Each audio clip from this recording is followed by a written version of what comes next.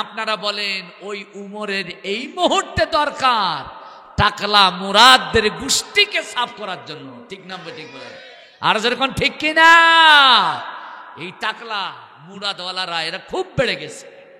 কয়েকজন নাস্তিক মুরতাদরা সরকারের মাথায় চাইপা বইসা ওদেরকে যা বলে তাই ওরা শোনে।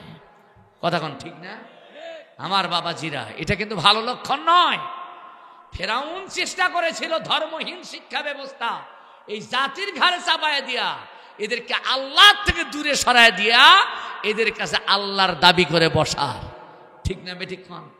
ফেরাউন এই কাজটা করেছিল কিনা জোরে কোন? তাফসিরের মধ্যে আসছে, সূরা কসাসের তাফসির পড়ে দেখবেন, ওখানে আসছে ফেরাউন ধর্মহীন শিক্ষা ব্যবস্থা জাতির ঘাড়ে চাপায় দিয়া ওদেরকে মূর্খ, আল্লাহ থেকে দূরে সরায় দিয়া নাস্তিক বানাইয়া ওদের আল্লাহ হওয়ার খাহেশ করেছিল ফেরাউন। কিন্তু আমার আল্লাহ তো এমন আল্লাহ, যদি কোনো মহাপ্রতাপশালী শক্তিধরকে ঘায়েল করে শেষ করে দিতে চান, আমার আল্লাহর জন্য বাংলাদেশের পুলিশ বাহিনীর মতো বিশাল সংখ্যক পুলিশ বাহিনী লাগে না। কথা কন? তবে বিডিআর লাগে, বিজিবি লাগে, সেনাবাহিনী লাগে। কথা কন না কেন? একমাত্র একটা মুসার মতো অগ্নি স্ফুলিঙ্গ সন্তান লাগে আমার আল্লাহর পক্ষে, এটাই যথেষ্ট, ঠিক না বেঠিক বলেন? হযরত মুসাকে দিয়ে ফেরাউনের গোষ্ঠীকে সাফ করা হয় নাই? কথা কন না কেন মুসলমান? তা আপনারা এত ভয়ে কাইত হয়ে পড়ছেন কেন? ইসলামী আন্দোলন বাদ দিয়ে দিয়েছেন, কোরআনের পক্ষে কথা বলা বন্ধ করে দিয়েছেন, কিসের এত ভয়? আপনি যদি মুসার আদর্শের সৈনিক হতে পারেন, আপনি যদি মুহাম্মাদের আদর্শের সৈনিক হতে পারেন, ওয়াল্লাহি বিল্লাহি খোদার কসম করে বলছি, ওই ফেরাউনের প্রেতাত্মার রূপধারী যারা, তাদের পতনও বাংলাদেশে হবে আপনার আমার দ্বারা। কথা বলুন, ঠিক না বেঠিক?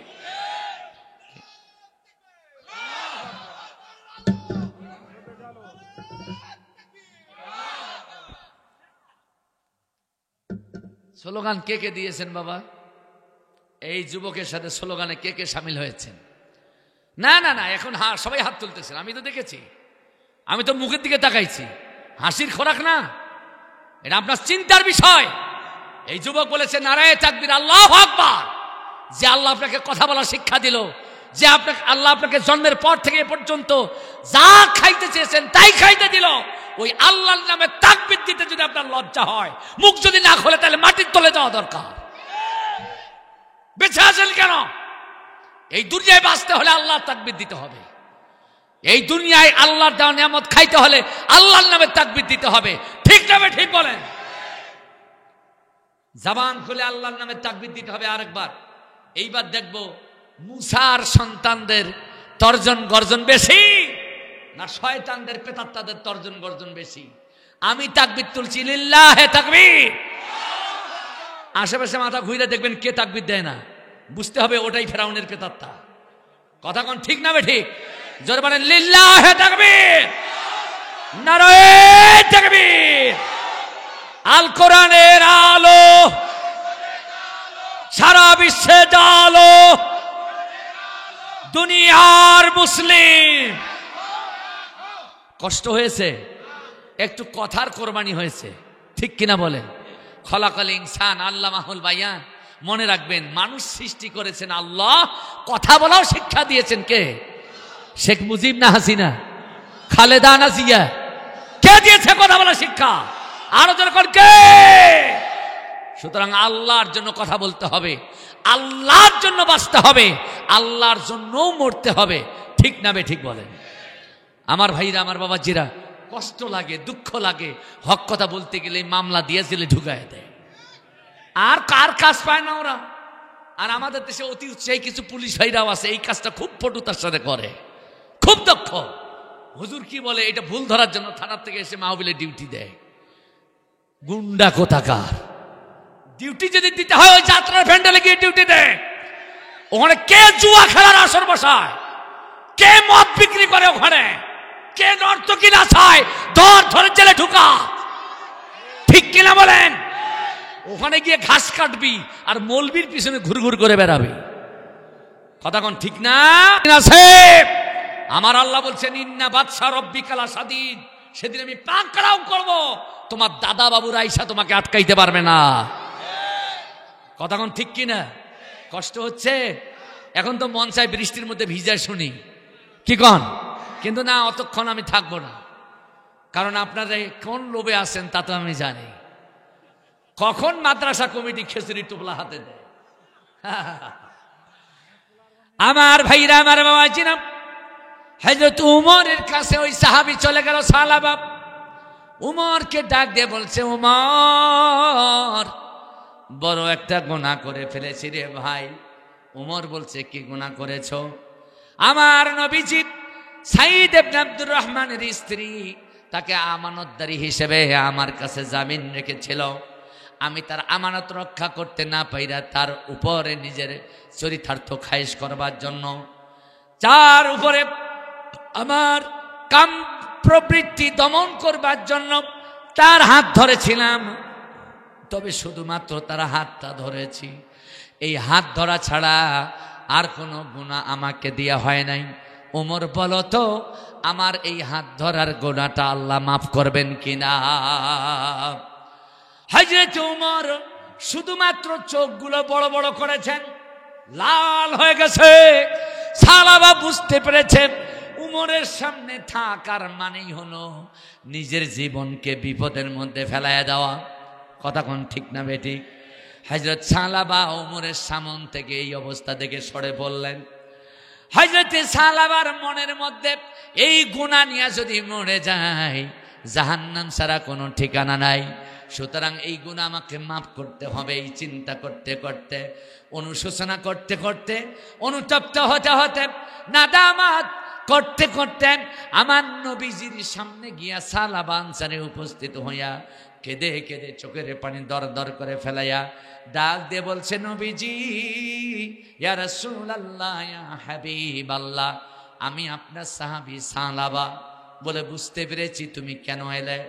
সালাবা বলছে, নবীজি, সাঈদ ইবনে আব্দুর রহমানের বাড়ির আমানতদারি আমার হাতে রেখে দিয়ে আপনি যুদ্ধের ময়দানে সাঈদকে নিয়ে গিয়েছিলেন, কিন্তু শয়তানের ধোকায় পড়ে আমি একটা অন্যায় করে ফেলেছি। নবীজি, ইয়া রাসূলুল্লাহ, আপনি বলেন আমার এই গুনাহ মাফ হবে কি?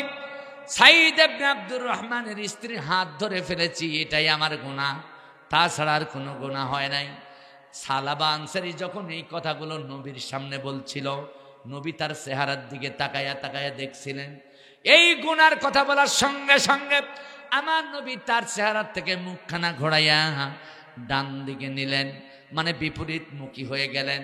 আপনারা বলেন তো, আমার নবী বিপরীত দিকে মুখ ঘোরানোর কারণে সালাবার উপরে খুশি না বেজার? আরো জোরে কোন, খুশি না বেজার? ঠিক এই অনুভূতি সালাবার মধ্যে আসলো। আমার নবীর কাছে এই কথা পছন্দ হয় নাই, আমার এই গুনার কাজটা নবীর পছন্দ করেন নাই, যে কারণে মাথা ঘোরায় নিয়েছেন। সালাবা চোখের পানি দর দর করে ফেলাইয়া ডুকরে ডুকরে আল্লাহ তাআলার কাছে কেঁদে কেঁদে ডাক দিয়ে বলেন, আল্লাহ, আমি বুঝতে পেরেছি আমার এই গুনার কথা শুই না আবু বকর আমাকে তাড়িয়ে দিয়েছে ওমর, আর নবীজি আমার থেকে মুখ ফেরায় নিয়েছেন। তার মানে হলো আল্লাহর নবী আমার উপরে বেজার হয়ে গেছেন। নবী আমার উপরে বেজার হওয়ার মানেই হলো আল্লাহ তুমিও আমার উপরে বেজার। এই দুনিয়াও আমার জন্য সংকুচিত জেলখানার মতো হয়ে গেছে। আল্লাহ, আমি আর বাঁচতে চাই না, তবে তওবা করে করে ওই গুনাহ থেকে মাপ চাইতেই চাইতেই আমি যেন মরে যেতে পারি। আল্লাহু আকবার বলে, একে বলে নাদামা, একে বলে অনুশোচনা। এই তওবা, এই গুনাহ, এই তওবা, এই গুনাহ, এই তওবা, এটার নাম তওবা নয়। ঠিক কিনা বলেন? আমার ভাইরা, আমার বাবাজিরা, এই সালাবা যখন বাড়িতে চলে গেল, বাড়িতে গিয়ে তার একটি কন্যা সন্তান ছিল, নাম ছিল খিমসানা। খিমসানাকে ডাক দিয়ে বলছে, মা খিমসানা, আমি তোমার বাবা সালাবা বড় একটা গুনাহ করে ফেলেছি রে মা। আমার নবীজি আমাকে তাড়িয়ে দিয়েছে, আবু বকর উমরও তাড়িয়ে দিয়েছে। আমি বুঝতে পেরেছি আল্লাহর দুনিয়ায় আমার জায়গা কোথাও নাই।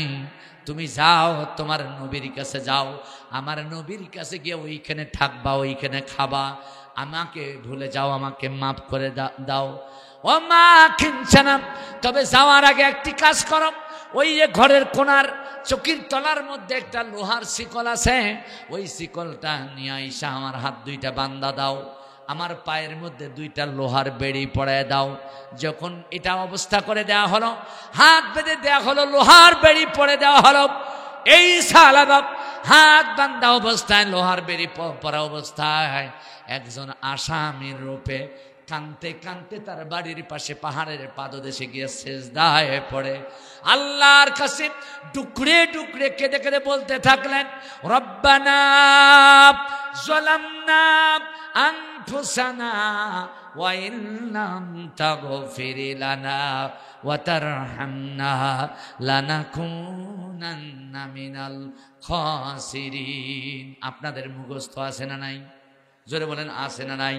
বলেন সবাই, রব্বানা যালামনা আনফুসানা ওয়া ইল্লাম তাগফির লানা ওয়া তারহামনা লানাকুনান্না মিনাল খাসিরিন।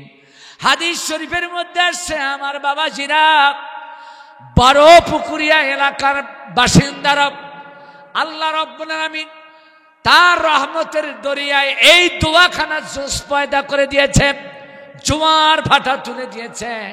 আমার আল্লাহ তাআলা তার এই কান্না সহ্য করতে না পাইরা জিবরাইলকে ডাক দিয়ে বললেন, জিবরাইল যাও আমার হাবিবকে গিয়া বলো, এই সালাবার কান্না, সালাবার অনুশোচনা, সালাবার তওবা আমার আল্লাহ তাআলার মন নরম করে দিয়েছে। আমি তার তওবা কবুল করেছি, তার জীবনের গুনাহ মাফ করে দিয়েছি। সবাই বলেন সুবহানাল্লাহ। আমার বাবাজিরা, জিবরাইল আমিন এসে নবীজিকে বললেন, নবীজি ইয়া রাসূলুল্লাহ, সালাবাকে খবর দিয়ে দেন আল্লাহ তার তওবা কবুল করেছে, তাকে মাফ করে দিয়েছে। আমার নবীজি বললেন, সাহাবেরা কে আসো? উমর দাঁড়িয়ে গেছে, আবু বকর দাঁড়িয়ে গেছে, কারণ তারা দুইজনই তো তাকে তাড়ায় দিছিল, ঠিক না বেঠিক বলেন? আগে দাঁড়ায় গেছে। নবীজির বাম পাশে বসা ছিল হযরত আলী, তিনিও দাঁড়ালেন। আর একজন সাহাবী নাম হলো সালমান, তিনিও দাঁড়ালেন। নবীজি বললেন, আবু বকর বসো আর উমর বসো। আলী এবং সালমান, তোমরা দুইজন যাও সালাবাকে খুঁজে নিয়ে আসো, কোথায় আছে যাও। এই দুইজন খুঁজতে খুঁজতে আসরের ওয়াক্ত পার হয়ে গেছে। মাগরিবের পূর্ববর্তী সময়ে তার বাড়ির পাশে একটি জঙ্গল, ওই জঙ্গলের পাশে একটি গাছের নিচে এক রাখাল দাঁড়িয়েছিল। এই রাখালকে গিয়ে বলল, রে রাখাল, তুমি কি এই বাড়িওয়ালাকে চেনো? এই বাড়িওয়ালার নাম হচ্ছে সালাবা, তাকে চেনো নাকি? এই রাখাল ডাক দিয়ে বলছে, আলী ও সালমান, এই বাড়ির মালিককে তা জানি না, এই বাড়ির থেকে বের হয় এমন একটা লোক, তার নামও জানি না। তবে ওই লোকটা কাঁদতে কাঁদতে কাঁদতে কাঁদতে এই জঙ্গলের পাশে গিয়া সিজদায় পড়ে আল্লাহর কাছে ডুকরে ডুকরে কাঁদে, আল্লাহর কাছে গুনাহ মাফ চায়। আমি যুবক, কয়েকদিন থেকে তার এই দৃশ্য দেখা আমি মনে করছি এই লোকটা আল্লাহর জাহান্নাম থেকে বের হইয়া আল্লাহর জান্নাতের দিকে দৌড়া। সুবহানাল্লাহ, সুবহানাল্লাহ। আল্লাহ জান্নাতের দিকে দৌড়ায়। হযরত আলী বলেছে, নিশ্চয়ই এই লোকটাই সালাবা হবে। সালমান চলো। আলী গিয়ে দেখে আসলেই সালাবা, তার হাত ধরেছে, উপরের দিকে টানছে। 40-45 দিন থেকে ক্ষুধা, তোর শরীর খাওয়া নাই, শুটকি মাছের মতো চেহারা, কথা কইতে পারে না, শুধু আল্লাহ আল্লাহ আল্লাহ এই রব তুলছে। আল্লাহু আকবার বলেন। আমার বাবাজিরা, আমার ভাইয়েরা, আলী হাত ধরে টানে, দাঁড়াইতে পারে না। সালমান বাম হাত ধরে তাই না, দুইজন তাকে দাঁড় করায় দিয়ে বলছেন, নবীজি তোমাকে তলব করেছেন, হয়তো তোমার জন্য একটা সুসংবাদ আছে, চলো। এই দুইজন সাহাবাকে ঘাড়ে নেয়ার মতো করে হাইটা হাইটা নবীজির মসজিদে নববীতে যখন পৌঁছে গেল, আল্লাহর নবীর নির্দেশ ক্রমে বেলাল মাগরিবের আজান ধ্বনিত প্রতিধ্বনিত করছেন, হাইয়া আলাস সালাহ হাইয়া আলাল ফালাহ, আল্লাহু আকবার। আজান শেষ, আমার নবীজি নিজ জায়গা থেকে দাঁড়ালেন, বললেন বেলাল একামত দিয়ে দাও। আমার নবীজি ইমামের জায়গায় গিয়ে দাঁড়ায়া এইবার আলী আর সালমানকে বললেন, সালাবাকেও দাঁড়ায় দাও, সেও নামাজ পড়বে আমার সাথে। এইবার নামাজে দাঁড়ায় গেছে। আল্লাহ নবী নামাজের মধ্যে সূরা পড়তে থাকলেন, সূরা তাকাসুর। আল্লাহুকুমুত তাকাসুর হাত্তা জুরতুমুল মাকাবির। চিৎকার দিয়ে কোন আল্লাহু আকবার। আমার বাবাজিরা, নবীজি যখন বলেছে আলহাকুমুত তাকাসুর, এই আয়াত বলার সঙ্গে সঙ্গে সাহাবা চিৎকার দিয়ে উঠেছে। যখন দ্বিতীয় আয়াত বলেছেন হাত্তা জুরতুমুল মাকাবির, এই আয়াত বলার সঙ্গে সঙ্গে সাহাবা অজ্ঞান হয়ে নামাজের মধ্যে ঢুলে পড়ে জমিনে শুয়ে পড়েছে। আমার নবীজি নামাজ শেষ করলেন, করার পর আলীকে বললেন, আলী কিসের শব্দ হলো? আলী বললেন, সাহাবা জ্ঞান হারায় পড়ে গেছে নবীজি। আল্লাহর পয়গম্বর বললেন, আলী তাড়াতাড়ি তার মাথায় পানি ঢালো, তাকে সুস্থ করার চেষ্টা করো। আলী পানি আনতে গেলেন। সাহাবা তার জ্ঞান আছে কি নাই, শ্বাস প্রশ্বাস আছে কি নাই, জীবিত না মৃত, পরীক্ষা করবার জন্য সাহাবা আনসারী ওই সাহাবার বুকের মধ্যে কান লাগায় দিয়া পরীক্ষা করে দেখলেন তার হৃৎপিণ্ডের স্পন্দ বন্ধ হয়ে গেছে, হৃৎপিণ্ড চলে না। নাকের মধ্যে আঙ্গুল দিয়ে দেখলেন শ্বাস প্রশ্বাস বন্ধ হয়ে গেছে। আলী যখন পানি নিয়ে এলো মাথায় ঢালবে, এমন সময় সালমান চিৎকার দিয়ে কেঁদে কেঁদে নবীকে বলছে, নবীজি ইয়া রাসূলুল্লাহ ইয়া হাবিবাল্লাহ, আপনি এই সালাবাকে যে সংবাদ দিতে চেয়েছিলেন, এই সংবাদ শোনার আগেই এই সালাবা তওবা করতে করতে, অনুশোচনা করতে করতে নামাজের হালতেই আল্লাহ তাআলার দরবারে চলে গেছে। তিনি আর আমাদের মাঝে নাই। চিৎকার দিয়ে কোন মারহাবা। আমার নবীজি কেঁদে কেঁদে বললেন, সাহাবা এই খবরটা আল্লাহ তাআলা আমাকেই তোমাকে দিতে বলেছে। খবরটা জানাবার আগেই তুমি যখন বিদায় হয়ে গেলে, আমি নবী মোহাম্মদ নিজেই তোমাকে জানাজা দিয়া আল্লাহর হাওলা করে দেব। আল্লাহু আকবার। আমার নবী নিজেই জানাজা দিতে চাইলেন। চাটকিখানি কথা বাবা, আজকে যদি আপনি তওবা করতে চান, আল্লাহর কাছে প্রত্যাবর্তন করতে চান, ওই রকম করতে হবে। হাদিস শরীফের মধ্যে এসছে, আমার নবীজি যখন জানাজা পড়াচ্ছিলেন, আল্লাহ তাআলা আকাশের 7 দরজা খুলে ফেরেশতাদেরকে বলছিলেন, তোমাদের যার মনে চায় সবাই যে চাইবা সেই চাইবা, সাহাবার জানাজায় যাও, তার জানাজায় গিয়ে শামিল হও। আমার নবীজি বলেছেন, আমি দেখেছি সাহাবার জানাজায় সেদিন লক্ষ লক্ষ ফেরেশতারা আল্লাহর আকাশ থেকে নেমে এসেছে। চিৎকার দিয়ে কোন মারহাবা। আপনিও কি চান নিজের গুনাহগুলো মাফ হয়ে যাক? আপনার গুনাহগুলো মাফ হয়ে যাক, এটা কি চান আপনি? সকলে বলেন গুনাহ মাফ হোক চান? তাহলে আল্লাহর রাস্তায় সাহাবার মতো কোরবানি দেওয়ার জন্য আপনাকে তৈরি থাকতে হবে। সেই কোরবানি কি জীবন দিয়ে না, প্রথমে কোরবানি দেওয়ার নীতি হলো মাল দাও, তারপরে জান দাও। যখন মাল থাকবে না, জান দিয়ে দাও। যতক্ষণ মাল থাকবে, ইসলাম মুসলমানের স্বার্থে তোমাদের মালের কোরবানি দিয়ে দাও। আমাকে মাহফিল কমিটি, এই মাদ্রাসা সুপারিনটেন্ডেন্ট সাহেব, তিনি মৌলানা বাদশা মিয়া ভাই আসেন গেছে, ও রহিম বাদশা ভাই উনি আছেন, উনিও বলেছেন যে এই মাদ্রাসাটা আজকে সরকারি অনুদানে চলার কথা। কথা বলেন না কেন বাবা? 1985 সালেই নির্মিত মাদ্রাসা, মাদ্রাসার বয়স 37 বছর হলো। সরকার আর কতদিন অপেক্ষার পালা গুনবে? কতদিন পরে এই মাদ্রাসায় বেতন দিবে? কি জন্য 90% মুসলমানের দেশের মুসলমানদের ভোটে সরকার গঠন করে, মুসলমানদের স্বার্থ সংশ্লিষ্ট এই কাজগুলো সরকার কেন করবে না? আজকে জাতির মাথায় এটা বড় প্রশ্ন হয়ে দেখা দিয়েছে। ঠিক না বেঠিক বলেন? আর যেরকম ঠিক কিনা? আজকে আমাদের মসজিদ চালাতে হয় ভিক্ষা করে, মাদ্রাসা চালাতে হয় ভিক্ষা করে। সরকারের জন্য বড় লজ্জাস্কর ব্যাপার এটি। কথা কোন ঠিক কিনা? আমি ভারতে মাহফিল করি, ভারতের প্রায় 14টি রাজ্যে আমি মাহফিলের দাওয়াত নিয়ে যাই, কোরআনের দাওয়াত নিয়ে যাই। অন্য অন্য দেশেও আল্লাহ নেয়। আমি দেখেছি ভারতের মমতা ব্যানার্জি, পশ্চিমবঙ্গ সরকার, পশ্চিমবঙ্গ এই স্টেটে যত মসজিদ আছে, মুয়াজ্জিন, খতিব, ইমাম এবং যত মাদ্রাসা আছে, সবগুলোর বেতন পশ্চিমবঙ্গ সরকার বহন করে। আল্লাহু আকবার বলেন। মমতা ব্যানার্জি কি হিন্দু না মুসলমান? তাহলে হিন্দু হইয়া যদি মুসলমান মাদ্রাসা মসজিদের বেতন দিতে পারে, আমাদের দেশের প্রধানমন্ত্রী জননেত্রী শেখ হাসিনার কাছে প্রশ্ন, আমাদের দেশের মাদ্রাসা মসজিদ কেন সরকারের টাকায় চলবে না? কেন অনুদান দেওয়া হবে না? ঠিক কিনা বলেন? ব্যর্থতা আমাদের। যেরকম কার ব্যর্থতা? আমাদের ব্যর্থতা। ইসলামের পক্ষে থাকবে না যারা, কোরআনের পক্ষে থাকবে না যারা, মুসলমানদের স্বার্থ রক্ষার দায়িত্বে নিয়োজিত থাকবে না যারা, আমরাও তাদের পক্ষে থাকতে চাই না। ঠিক ঠিক তো বলছেন, কিন্তু ভোট আসলে তো ওই 10 টাকার লোভে, একটা মিষ্টির লোভে, এক কাপ চায়ের লোভে নেতার পিছনে ঘুর কইরে বেড়ান। কারা বেড়ায় এটা তো আমরা জানি। কথা কন, নিজের ইমানটা ঠিক করতে হবে বাবা, নিজের ইমান ঠিক করতে হবে।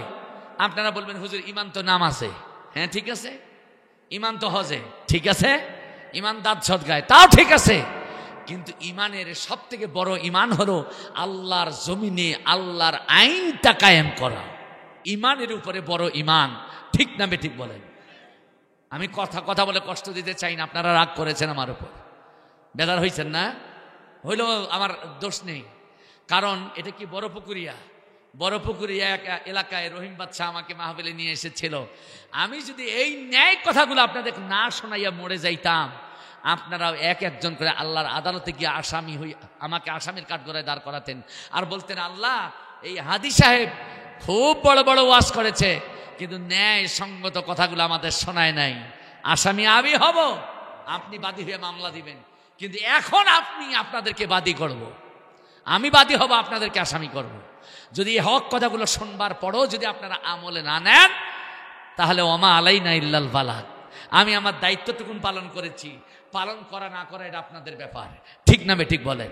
পালন করবেন, ওই সালাবা আনসারীর মতো ফেরেশতারা দ্বারা সম্বর্ধিত হইয়া আল্লাহর জান্নাতের মেহমান হবেন। ঠিক না ঠিক বলেন? আল্লাহু আকবার। আল্লাহ তাআলা ঈমানদারদের মৃত্যুর সময় রহমতের ফেরেশতাদেরকে জান্নাত থেকে কস্তুরি হাতে দিয়া পাঠায় দেয় আর বলে, যাও, সালামুন আলাইকুম তিবতুম ফাদখুলুহা খালিদিন। আমি আল্লাহর পক্ষ থেকে তাদেরকে সালাম দাও আর তাদের রূহ বের করে আমার জান্নাতে পৌঁছায় দাও। সুবহানাল্লাহ বলেন।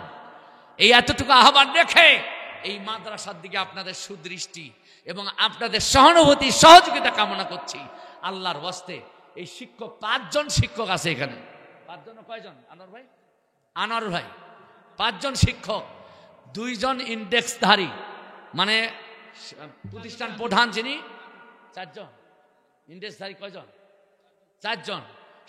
সরকারি সম্মান পায় 2 জন, একজন পায় 2500 টাকা। হ্যাঁ, 4 জনই পায়। একজন পায় না। তা যা দেওয়া হয়, সুপারিনটেন্ডেন্ট যিনি প্রতিষ্ঠান প্রধান, হেডমাস্টার, উনি পায় 2500 টাকা, আর বাকিগুলো পায় 2300 করে। সুবহানাল্লাহ বল, সুবহানাল্লাহ বলবেন তো। যত বেতন কম হোক ওই হুজুরদের কম হোক, না খেয়ে মরুক ওই হুজুররাই মরুক। হ্যাঁ, একটা মেথরের বেতন কি এটা এরকম আছে বাংলাদেশে বলেন তো? একটা সুইপার যে গু পরিষ্কার করে, তার বেতন কি এরকম আছে? ওর বেতনও প্রায় 12-14 হাজার টাকা। ঠিক কিনা বলেন? সর্বনিম্ন সুইপারের বেতন হলো 9,500 টাকা।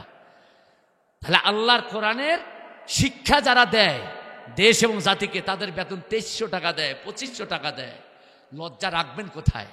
আপনাদের কাছে আমি আবেদন জানাই, এই কোরআনের মাহফিলে আল্লাহর কোরআনের প্রতিষ্ঠানটিকে সামনে রেখে আমি দেখেছি মসজিদে নববীর মধ্যে, আল্লাহু আকবার, আল্লাহর বান্দাদেরকে চাইতে হয় না। নবীজির মসজিদে মাদ্রাসাতুন নববী যেটা, এইখানে হাজার হাজার কোটি কোটি রিয়াল, টাকা, ডলার মানুষরা দূর দূরান্ত থেকে এসে দিয়ে যায়। আল্লাহু আকবার বলেন। চাইতে হয় না। তবে আমরা তো ওই সৌদির মানুষ না যে আমাদের সোনার ঘাঁটি আছে, তেলের ঘাঁটি আছে, তেলের খনি আছে ইত্যাদি থেকে আমরা বড় লোক হব। তবে আল্লাহ যা দিয়েছে আপনাদের তাও কিন্তু কম নয়। আমি আপনাদের কাছে আবেদন জানাবো, মাত্র 2টি করে 1000 টাকা, 2টি করে 1000 টাকা, 2টি করে 1000 টাকা আপনাদের সময় মতো যদি পারেন নগদ দেবেন। আসসালামু আলাইকা ইয়া রাসূলুল্লাহ। আমার প্রিয় বগুড়াবাসী, আপনারা যত দরুদই পড়েন, আমি দেখেছি নবীজির রওজার উপরে যখন আমরা যাই, হাজিরা যখন যায়, তখন এই দরুদটাই পড়ে, আসসালাতু আসসালামু আলাইকা ইয়া রাসূলুল্লাহ, আসসালাতু আসসালামু আলাইকা ইয়া হাবিবাল্লাহ। আর আমার যেন মনটা রসুলের রওজা জিয়ারতের সময় এরকম বলে, রসুল্লাহ এইভাবে হাত নেড়ে নেড়ে এই দরুদ পাঠকারীদেরকে সম্বর্ধনা জানায়। আল্লাহু আকবার। যেহেতু হাদিসের মধ্যে আসছে আমার নবীকে হায়াতুন নবী বলা হয়, লোকেরা অনেকে বলে নবী মরে গেছে, কিন্তু না, সহিহ হাদিস দ্বারা প্রমাণিত আমার নবী মরেনি। আল্লাহু আকবার বলেন। ওইখানে গেলেই বোঝা যায়। আমার মনে হয় নবী হাত এইভাবে নেড়ে নেড়ে তার রওজার পরে আসা আগত মেহমানদেরকে সম্বর্ধনা জানায়। সেই নবীর শানে দরুদ, আসসালাতু আসসালামু আলাইকা ইয়া রাসূলুল্লাহ, আসসালাতু আসসালামু আলাইকা ইয়া হাবিবাল্লাহ, সালাতুন ইয়া রাসূলুল্লাহ আলাইকুম, সালামুন ইয়া হাবিবাল্লাহ আলাইকুম, আল্লাহুম্মা আমিন। ربنا ظلمنا أنفسنا وإن لم تغفر لنا وترحمنا لنكونن من الخاسرين ربنا لا تزغ قلوبنا بعد إذ هديتنا وهب لنا من لدنك رحمة إنك أنت الوهاب। আয় আল্লাহ তাআলা, বগুড়া সদর জেলার অন্তর্গত বড়পুকুরিয়া স্বতন্ত্র ইবতেদায়ী মাদ্রাসা কমিটি কর্তৃক আয়োজিত বাৎসরিক 37তম বিশাল তাফসীরুল কোরআন মাহফিলে রাতের গভীর মুহূর্তে তোমার প্রেমিকদেরকে নিয়ে তোমার দরবারে আল্লাহ কোরআন হাদিসের আলোচনা শেষে হাত তুলে দিয়েছি। রব্বুল আলামিন, হাত তুলবার আগে তোমার হাবিবের শানে কয়েকবার দরুদ ও সালাম আরবি কালাম পাঠ করেছি। আমাদের আলোচনা, আমাদের তেলাওয়াত, আমাদের জিকির আজকার, আমাদের দরুদ তাসবিহ তাহলিল সবটুকুন কবুল করে নিয়ে এর বিনিময়টুকুন সুদূর মদিনা মুনাওয়ারায় নবী মুহাম্মদুর রাসূলুল্লাহর রওজা পড়ে পৌঁছায় দাও। আয় আল্লাহ তাআলা, এই মাহফিলের জায়গায় যেখানে তোমার বান্দারা কোরআন শোনার জন্য আল্লাহ স্যাঁতস্যাঁতে মাটির উপরে দাঁড়িয়ে বসে বসে হাত তুলেছে, আল্লাহ এই ইবতেদায়ী মাদ্রাসা যে জমিনের উপরে প্রতিষ্ঠিত, রব্বুল আলামিন উল্লেখিত নামগুলো তোমার বান্দাদেরকে শুনিয়ে দিয়েছি। আল্লাহ এক একজন এক এক ভাবে জমির বরাদ্দ দিয়েছে তোমার কোরআনের পাঠশালার জন্য। পরওয়ারদিগার শাহানশাহ রাজাধিরাজ তোমার আলিশান দরবারে আবেদন জানাই, তোমার অগণিত অসংখ্য বান্দাগুলোকে সাথে নিয়ে দরখাস্ত করে জমিদাতা এই ব্যক্তিদের জন্য জান্নাতের একটি একটি করে টুকরা বরাদ্দ করে দাও। তাদের কবরগুলো নূর দ্বারা গোলজার করে দাও, কবর থেকে জান্নাত পর্যন্ত সুরঙ্গ পয়দা করে দাও। তাদের রেখে যাওয়া আহলিয়াত যারা আছে আল্লাহ তাদের উপর থেকে বালা মুসিবত দূর করে দাও। আল্লাহ তাদের তৌফিক হলে তাদের সম্পদ এই কোরআন আর কোরআনের পাঠশালার জন্য কবুল করে নিও। রব্বুল আলামিন, আমরা শ্রোতা বক্তা হিসেবে মাহফিলে এখন যারা রাতের গভীরে তোমার দরবারে হাত তুলেছি, জানি না কার বাবা নাই, কার মা নাই, কার কলিজার টুকরা সন্তান নাই, স্ত্রী নাই, ছেলে মেয়ে নাই, দাদা দাদি, নানা নানি, শাশুড় শাশুড়ি যাদের দুনিয়ায় নাই, আল্লাহ কোরআনের মাহফিল থেকে দরখাস্ত করছি, আল্লাহ এই মাহফিলকে ওসিলা করে আমাদের হারানো আপনজনদেরকে জান্নাতুল ফেরদাউসের মেহমান বানায়া নাও। রব্বির হায়ানি সগীরা, সবাই বলেন রব্বির হামহুমা কামা রব্বায়ানি সগীরা। আয় আল্লাহ তাআলা, যাদের বাবা মা বেঁচে আছে মাবুদ, মেহেরবানি করে দয়া করে ওই বাবা মায়ের জন্য বুক ভরা ভালোবাসা উজাড় করে তাদের হৃদয়ের বাহুডোরে আবদ্ধ করবার তৌফিক দিয়ে দাও। অনেক ছেলে মেয়ে আছে বাবা মা বুড়া হয়ে গেলে দেখতে পারে না, ঘৃণা করে, অবজ্ঞা করে, অবহেলা করে, বাবা মাকে নির্যাতন করে, অথচ এই ছেলে মেয়েরা জানে না বাবা মা কত বড় নেয়ামত। এই যুবক ভাইরা যাদের বাবা মা আছে তাদের লক্ষ্য করে বলছি, আমার নবী বলেছেন তোমার যদি অভাব অনটন বিপদ আপদ যদি চেপে বসে, তোমার বাবা মায়ের পায়ের উপরে হাত রাখো, ওই হাতের মধ্যে চুম্বন করো, আল্লাহ বরকতের দরজাগুলো তোমার জন্য খুলে দেবে। আয় আল্লাহ তাআলা বাবা মাকে বরকতের ওসিলা হিসেবে গ্রহণ করবার তৌফিক দিয়ে দাও। যুবক ভাইরা যাদের বাবা মা বেঁচে আছে তাদের উদ্দেশ্যে বলছি, আমার নবী বলেছেন রিদার রব্বি রিদাল ওয়ালিদাইন, তোমার বাবা মা তোমার উপরে যদি খুশি থাকে আল্লাহ রব্বুল আলামিন তোমার উপরে খুশি হয়ে যাবেন, আর তোমার বাবা মা তোমার উপর যদি বেজার হয়ে যায় আল্লাহ তাআলাও বেজার হয়ে যাবেন। এই জন্য বুক ভরা ভালোবাসা দিয়া বাবা মায়ের জায়গাটুকুন হৃদয়ের মধ্যে নিয়ে নাও। আয় আল্লাহ তাআলা অনেকের আপনজন হারায়া রব্বুল আলামিন শূন্য হৃদয়টা নিয়ে তোমার দরবারে হাত তুলেছি, আল্লাহ দয়া করে তাদের শূন্য হৃদয়গুলো তোমার নেয়ামত সাকিনা দিয়ে পরিপূর্ণ করে দাও। রব্বুল আলামিন এই বড় পুকুরিয়া এলাকা থেকে আসমানি বালা আসমানে উঠাও, জমিনি বালা জমিনে দাবায় দাও। আয় আল্লাহ করোনা ভাইরাস তো আমরা বিশ্বাসই করি না, ওমিক্রন করোনাকে আমরা ভয় পাই না, আমরা তোমাকে ভয় করি আল্লাহ। এই তোমাকে ভয় করার কারণে ওমিক্রন আর করোনা আমাদের থেকে হাজার হাজার মাইল দূরে তাড়াইয়া দাও। আমাদের দেশের উপর থেকে এ গজবকে তুমি হটায়া দাও, আমাদের দেশ এবং জাতিকে করোনা ওমিক্রন থেকে তুমি মুক্তি দিয়া দাও। তাম পৃথিবীর মুসলমানদেরকে গজব থেকে তুমি হেফাজত করো। আয় আল্লাহ তাআলা তবে নূহ নবীর মতো করে বলবো, যারা তোমার ইবাদত বন্দেগী করে না, যারা তোমার আইন মানে না, কোরআনের বিরুদ্ধে যারা, ইসলামের বিরুদ্ধে যারা, আল্লাহ তোমাকে নবীকে যারা গালি দেয় তাদের জন্য আরো করোনার থেকে ভয়ঙ্কর গজব তাদের উপর চাপায়া দাও। আল্লাহুম্মা জিদনা ওয়ালা তানকুসনা ওয়া আকরিমনা ওয়ালা তুহিন্না ওয়া আ'তিনা ওয়ালা তাহরিমনা ওয়া আসিরনা ওয়ালা তুসির আলাইনা ওয়ারদিনা ওয়ারদি আন্না ইয়া কারীম ইয়া রাব্বাল আলামিন। আয় আল্লাহ, খালি হাতে তোমার বান্দারা বাড়িতে চলে যাবে, রব্বুল আলামিন একটু একটু রহমত তোমার বান্দাদের হাতে দিয়ে দাও। আল্লাহ একটু একটু বরকত দিয়া কলিজা ঠান্ডা করে বাড়িতে পাঠায় দাও। আল্লাহ জীবনের গুনাহগুলোর থেকে আমাদের মুক্তি দিয়া নিষ্পাপ বানায়া বানায়া বাড়িতে পাঠায় দাও।